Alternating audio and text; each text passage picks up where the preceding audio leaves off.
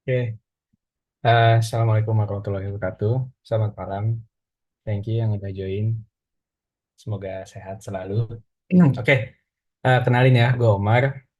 Gue di sini juga sebagai Asdos PMI ya di kelas B.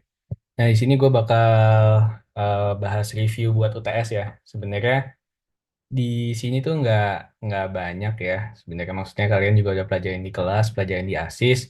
Ini sebenarnya ngulang-ngulang aja, soalnya untuk UTS sendiri ya, untuk materi sukuk itu sebenarnya nggak begitu susah. Yang penting kalian ngerti struktur, ngerti perbedaan antara sukuk satu sama lain dan perbedaannya sama yang konven, sama paling sama ngitung aja sih. Paling itu aja. Kalau kalian udah paham itu, ya auto A lah gitu. Oke, jadi kita mulai aja ya. Oke, jadi di sini gue bakal bahas sukuk seperti biasa, terus nanti ada strukturnya. Nah, ini di sini gue juga nggak bakal bahas struktur yang detail yang kira-kira bakal kepake aja. Terus ada sukuk default, valuation paling sama tambahan dari gue tuh seingat gue dulu pas tahun gue tuh keluar ya sukuk duration sama sukuk convexity juga keluar. Oke, jadi untuk bahas sukuk paling gue mau tekenin di sini ya. Ada dua itu yang asset back sama asset base. Intinya kalau asset back itu dia terjadi suatu jual beli yang benar-benar jual beli ya, bukan hak kepemilikan lagi. Sebenarnya hak kepemilikan, tapi dia belinya beneran aset, bukan beneran dari fungsi asetnya gitu.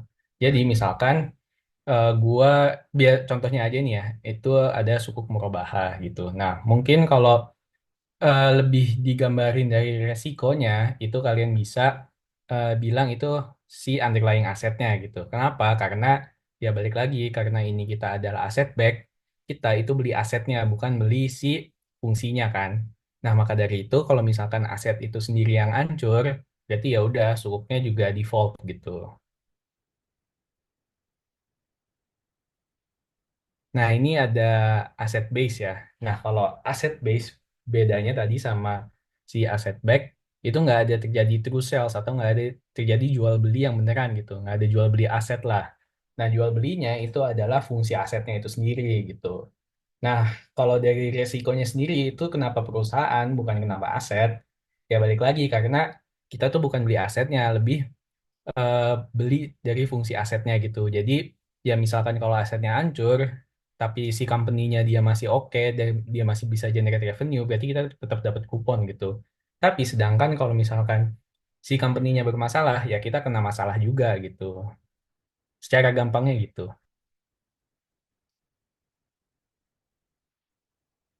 Nah ini gue bakal bahas eh, struktur-struktur ya. Sebenarnya nanti gue bakal bahas tiga aja. Ini ada murabahah, ada mudorobah, sama ada ijaroh. Karena itu biasanya yang sering dibahas di kelas gitu. Nah, jadi sebenarnya kalau sukuk murabahah tuh juga ya apa ya? Ya biasa lah gitu. Maksudnya kayak transaksi biasa aja gitu. Apa istilahnya adalah ya udah si keuntungannya itu si investor dapat dari profit marginnya gitu. Nah, jadi basically ya udah misalkan eh, ini kalau yang simple structure-nya ya. Jadi si perusahaannya kan jual ini ya, perusahaannya nge-issue, terus nanti dia si SPV-nya bakal ngasih ke investor kalau emang dia bakal issue. Nah, terus nanti si SPV bakal jual asetnya lagi gitu dengan apa? Dengan markup. Nah, nanti si SPV-nya itu bakal ngasih investor lagi apa namanya? Periodic payment gitu. Kan biasanya bayarnya cicilannya. Nah, sedangkan kalau Tawaruk ini bedanya adalah dia ada third party, di mana itu ada broker A dan broker B. Nah, perbedaannya adalah kalau di Tawaruk itu, ya dia beli dan jualnya itu ke orang lain gitu. Ya, kalau misalkan dilihat dari contoh ini ya. Jadi misalkan si investornya udah ngasih dana, terus nanti si SPV-nya bakal beli aset gitu ke broker A-nya gitu. Nah, nanti dia bakal kasih nih ke company-nya kan. Nah, nanti company-nya lagi bakal jual ke si broker B-nya gitu. Atau bakal, ya si broker B-nya ini bakal yang beli asetnya lah. Nah, sedangkan nanti si company lagi itu dapat duit cicilannya dari broker B. nanti company ngasih ke SPV, ya SPV-nya ngasih lagi ke investor gitu. Ya ini standar aja lah, kayak murabah biasa. Nah di sini sebenarnya kalau ijaroh ya, ya sama lah, nggak beda jauh. Jadi eh secara konsep si ininya obligornya atau misalkan si perusahaannya bakal ngejual asetnya ke SPV.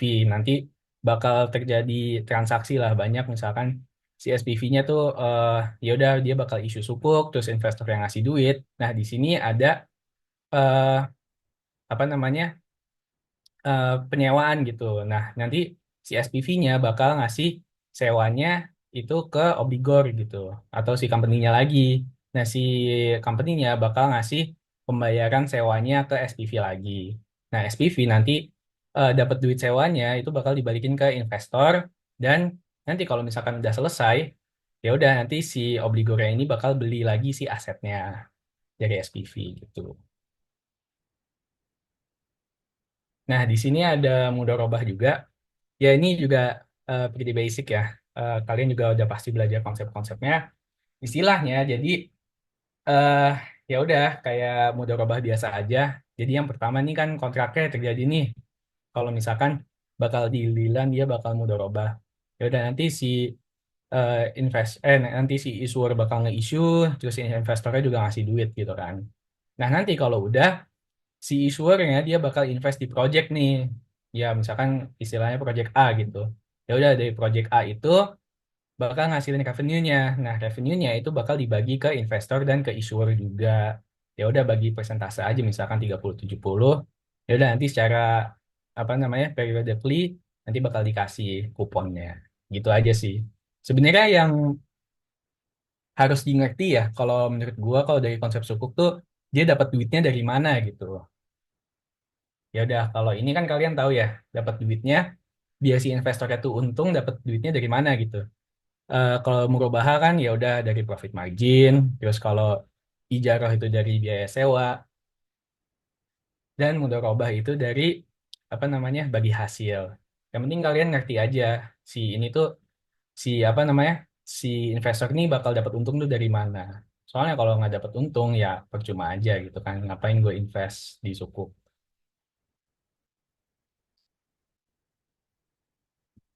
Oke, jadi lanjutnya bakal bahas sukuk default ya.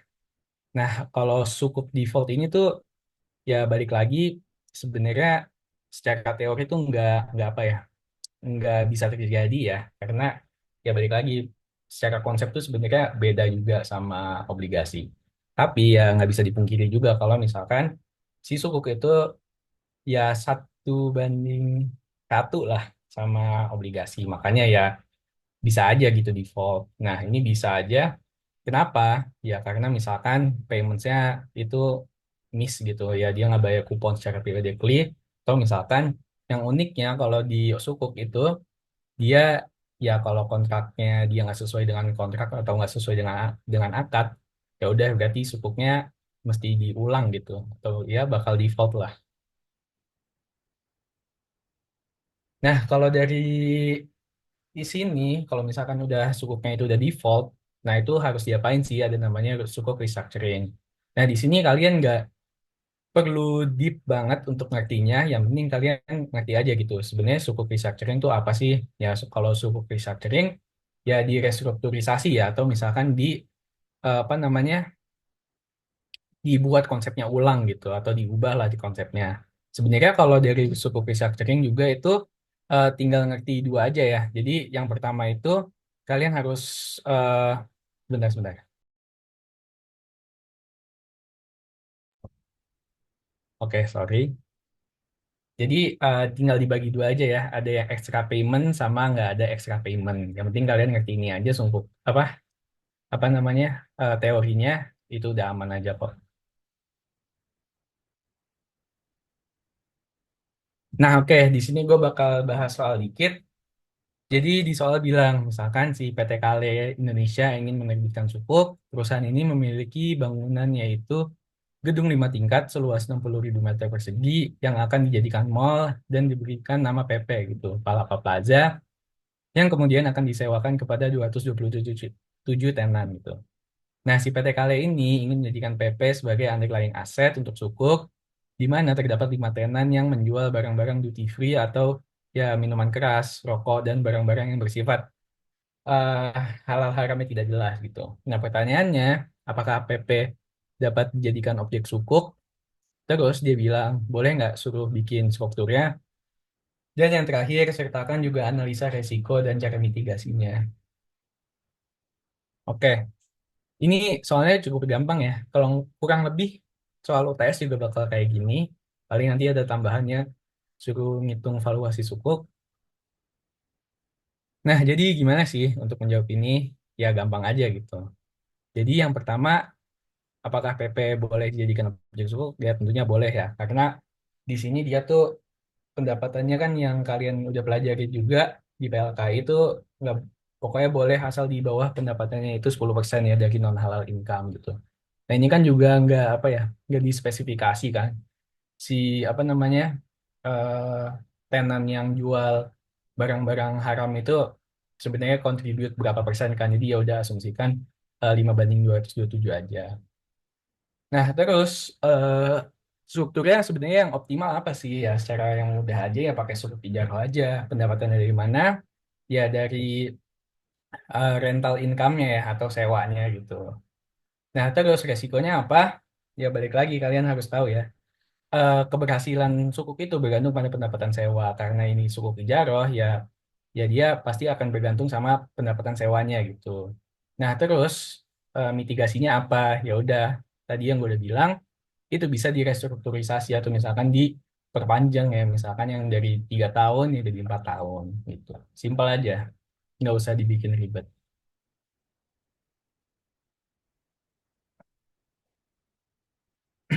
Oke, eh, di sini gue bakal bahas juga lagi mengenai bond valuation ya.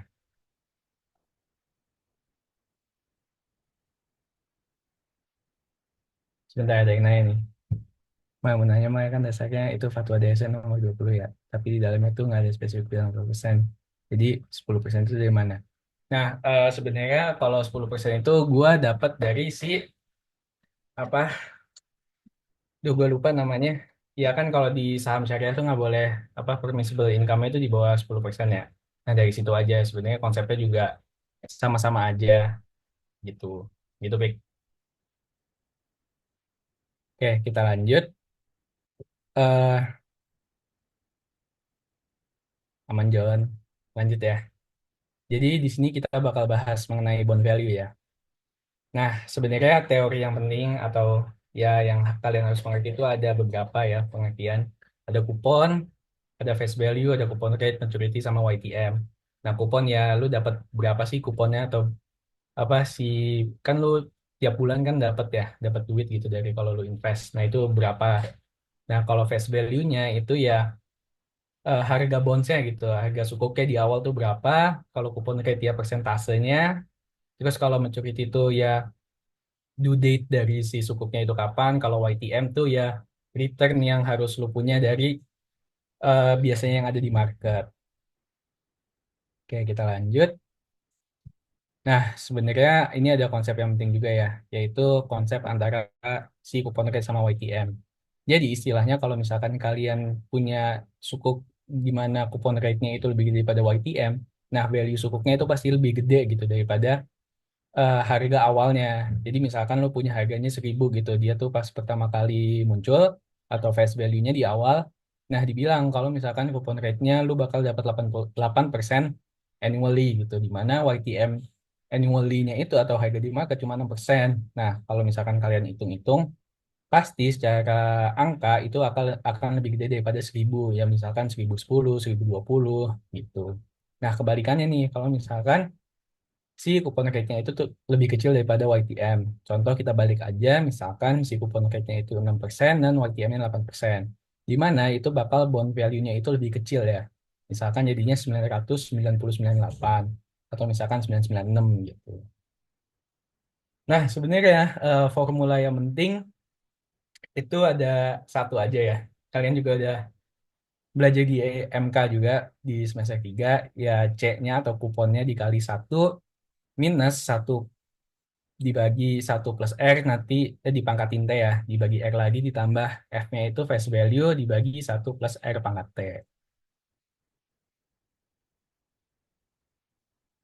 Betul, Ezalan. Jadi balik lagi ya, dimana kalau misalkan si kupon rate itu lebih gede daripada YTM, berarti si kuponnya, si sukuknya itu pasti value-nya lebih gitu. Jadi orang-orang pasti mau beli. Sedangkan kalau ya si kupon rate-nya itu lebih kecil, ya ujung-ujungnya ya ini kan kalau kita kan udah belajar konsep time value of money ya. Jadi misalkan si value-nya itu tuh nanti misalkan di 20 di misalkan maturity-nya itu 5 tahun lah. Ya udah kalau misalkan maturity-nya 5 tahun ya udah emang value present value-nya kalau lu beli itu harganya tuh misalkan 1061 gitu dengan kupon rate-nya lebih gede. Nah, kalau misalkan kupon rate-nya lebih kecil, ya udah lu misalkan lu belinya harganya 1000 ya udah tapi di masa depan itu harganya lebih kecil gitu jadi 998 jadi ya investor akan lebih memilih kupon rate-nya yang lebih gede daripada YTN. Selain itu juga alasannya ada ya kalau misalkan lu mau jual lagi di apa secondary market pasti harganya lebih oke ya lu dapat capital gain-nya gitu lah.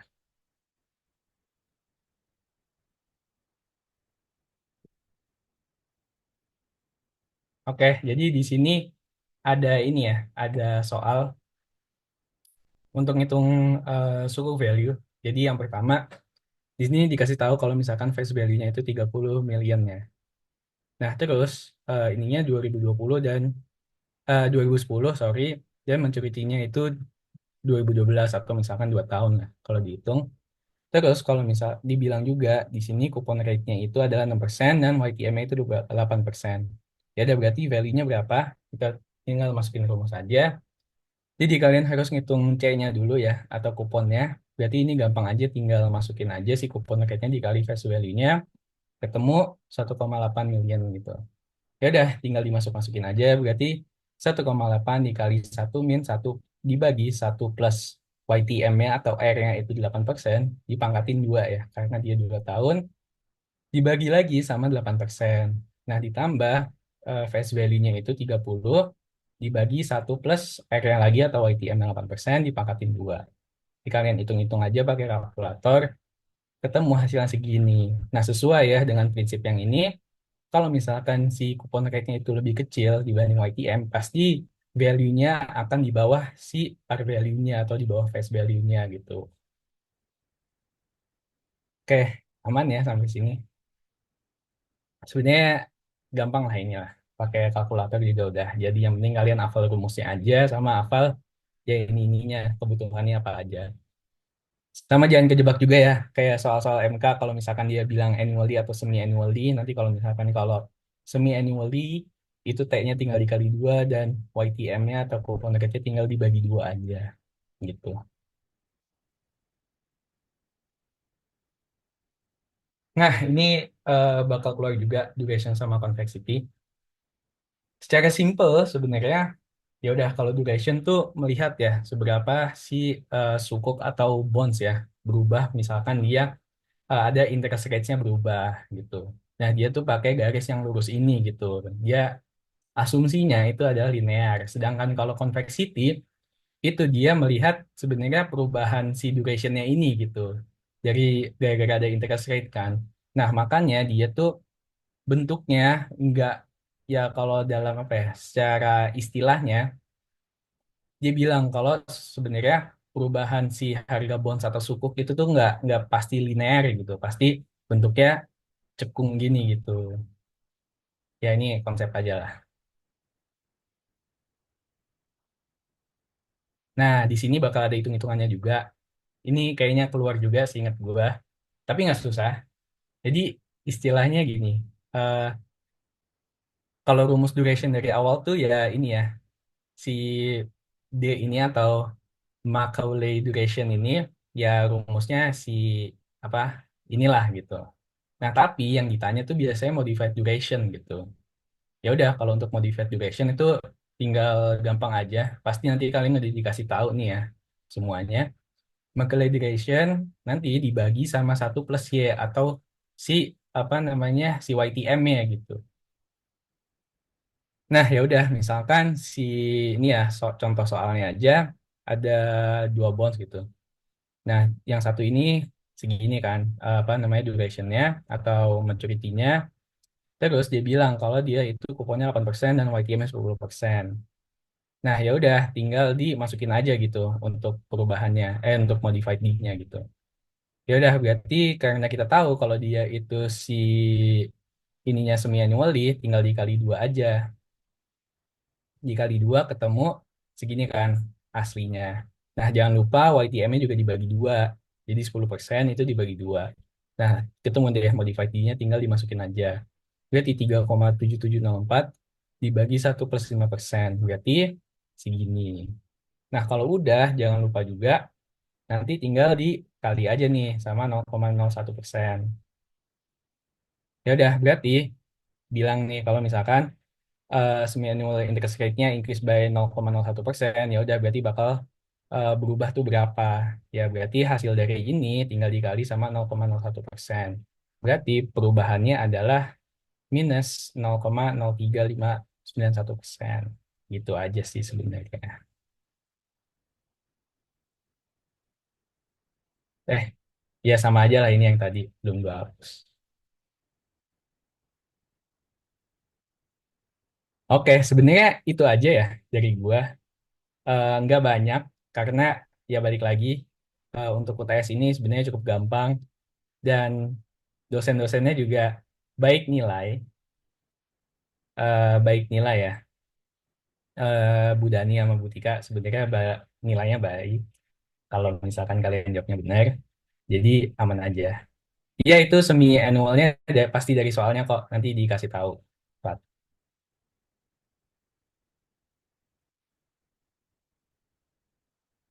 Sebenarnya apa ya? Tips gue sebenarnya kalau UTS biar dapat nilai bagus, kalian banyak ini aja sih, banyak yeping aja ya. Jadi jangan terlalu straightforward menurut gua. Biar dosennya juga ngerti gitu. Kalian menceritakan jawaban kalian tuh gimana gitu. Jangan, ya udah misalkan kalian disuruh ngitung ini, ya udah segini gitu. Nah kalian juga bisa aja jelasin kenapa sih kalian bisa dapat segini gitu. Boleh misalkan pakai asumsi yang ini gitu. Atau aturan ini, ya udah kalau misalkan gini, gini, gini, gini, gini, gini, makanya dapat hasilnya segini. Atau bisa juga kalau untuk hitungan yang lain kayak kasih complexity, ya bilang aja kayak ini. Bakal perubahannya itu misalkan segede gini karena interest rate-nya naik berapa persen. Nah, terus kalau mengenai suku structure ya, itu sebenarnya kalau case-nya itu beda-beda, atau ya misalkan nggak selalu kayak yang tadi gue bilang, yang ini ya, yang ini tadi gitu. Nah, itu bisa aja kalian bisa pakai yang lain juga gitu. Nggak mesti pakai ijaroh. Ya kalian misalkan kalau mau pakai hybrid bisa aja gitu. Asal reasoningnya jelas gitu. Ya udah kalian mau pakai suku structure-nya apa, terus dia dapat income-nya dari mana, si investor untungnya dari mana, itu udah cukup sih gitu. Nggak usah ribet-ribet juga. Misalkan kalian mesti simple ya udah ini kan pretty straightforward ya. Tinggal pakai suku ijaroh boleh. Misalkan kalian punya ide yang kira-kira oh sebenarnya ini bisa loh pakai suku ijaroh ditambah pakai misalkan suku mudorobah gitu. Ya udah bisa aja gitu asal balik lagi ke sininya jelas dan ya masuk akal aja pasti bikin strukturnya jangan bikinnya asal-asalan gitu.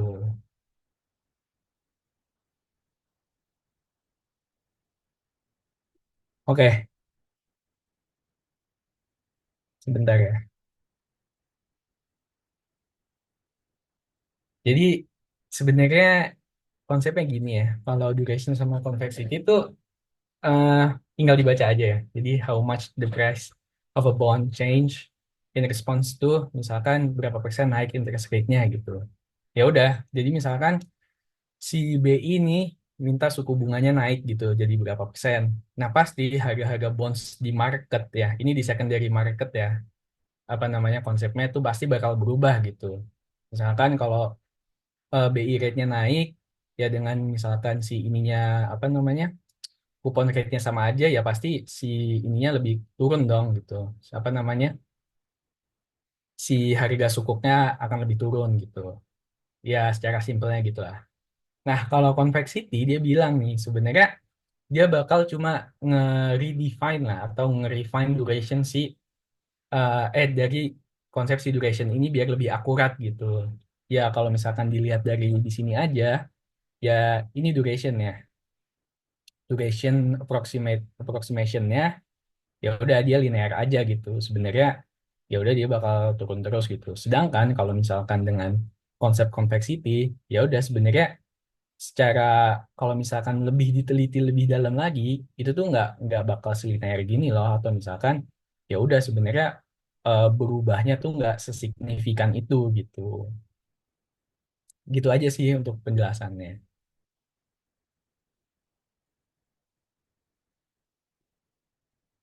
Oke, ada lagi yang mau nanya?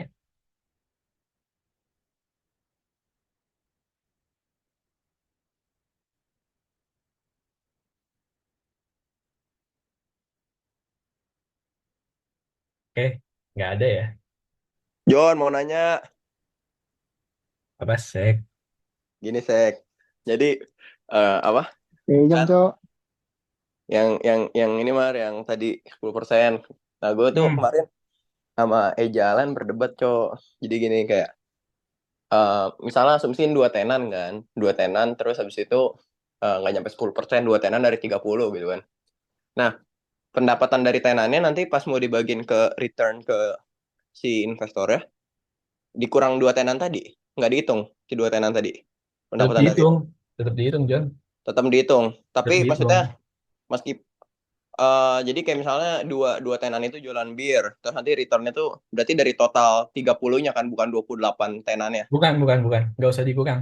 Karena Gak usah. ya balik lagi itu kan pendapat pendapatan si perusahaannya kan sebenarnya halal-halal aja ya. Itu kan pendapatan dari si perusahaan tenannya aja yang nggak halal, bukan si perusahaan Hmm, si mallnya gitu. hmm, Jadi sebenarnya boleh tetap dihitung aja. Jadi ya nggak perlu dikurangin. Tuh.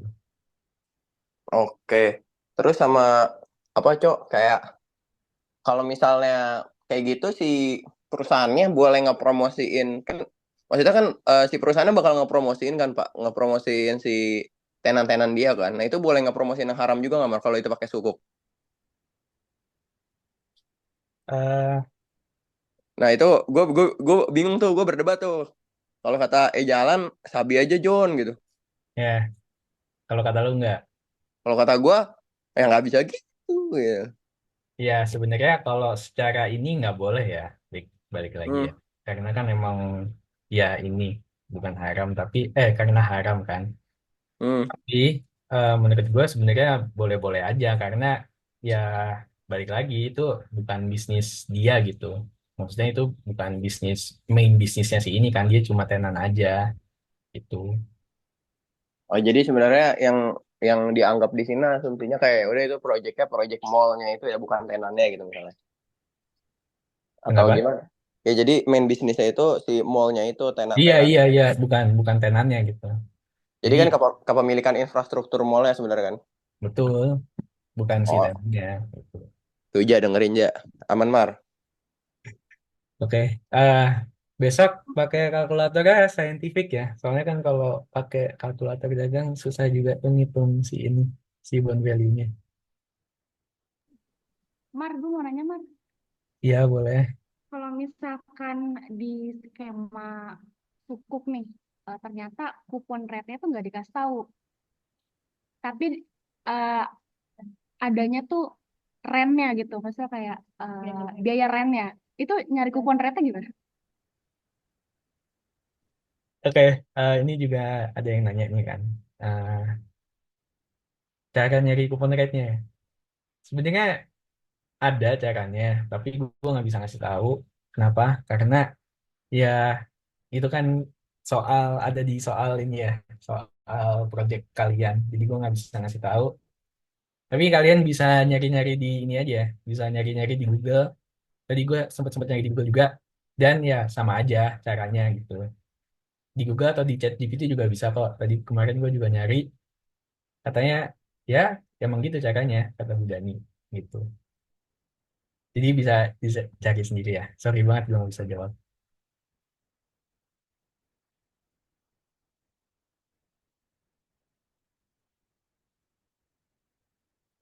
Mas Omar, boleh jelasin cara harga sukuk dan total duit yang didapetin sama investor lagi nggak? Yang mana ya?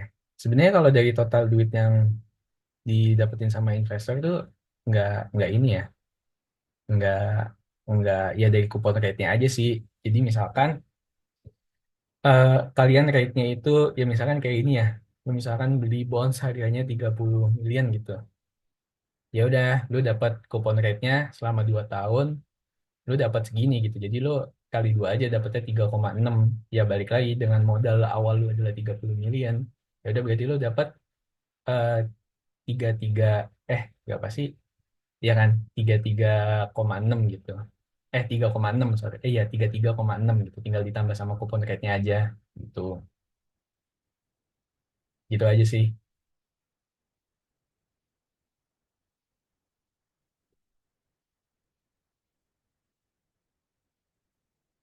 Oke, ada lagi kah?